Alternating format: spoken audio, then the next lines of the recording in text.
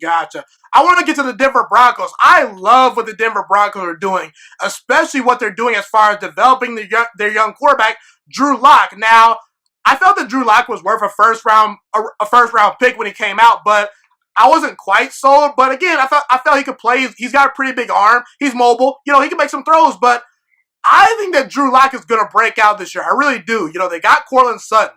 They've got Noah Fant. They've got Jerry Jeudy. They've got KJ Hamler. Honestly, as long as Drew Lock doesn't just stink up the joint, this offense is going to be pretty good. They improved the offensive line. They had 2 running backs I like. And their defense is pretty good as well. With Vic Fangio leading the charge, Bradley Chubb comes back. Von Miller's pretty good. Jarrell Casey, I like him a lot. A.J. Boye is a pretty underrated number 1 cornerback. So, am I crazy to think that Drew Lock can break out this year? I know that he didn't play a whole lot this year, but what do you see as far as the quarterback Drew Lock, and how good can the Broncos be? I think they're a playoff team this year. Yeah, and it's kind of the opposite of the Giants. Look at how many dynamic pieces they have.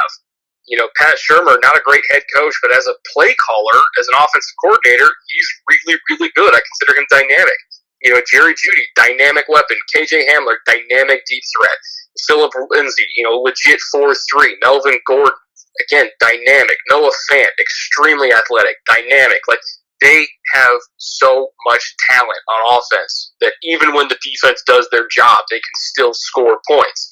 And so I look at them a lot more favorably than I do a lot of other teams around the league, just because of all the incredibly explosive, dynamic threats they have on offense and defense. You still got Von Miller. You still got Bradley Chubb.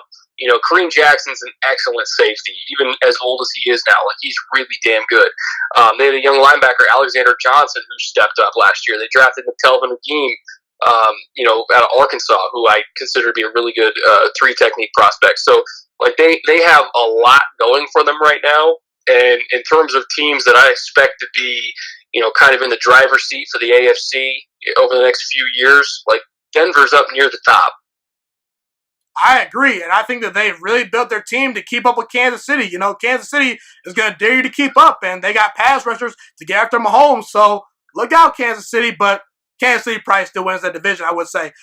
Thank you so much for watching this video today. Please also note that the Juice Alert Sports Podcast is not just a YouTube channel. It is available on all podcasting platforms, including Spotify, Google Podcasts, iTunes, and Apple Podcasts. Also, if you enjoyed this video, be sure to like, comment, subscribe, and share this content with all your friends. This podcast is my favorite thing in the entire world right now. It is my passion. And I want more people to listen to this podcast. I really want this podcast to grow. Also, a fun fact about me is that I want to go into the sports broadcasting and media world once I graduate from the University of Toledo, a college in Northern Ohio. I currently am a freshman there right now. I am looking to become one of the next great sports broadcasters and analysts out in the world.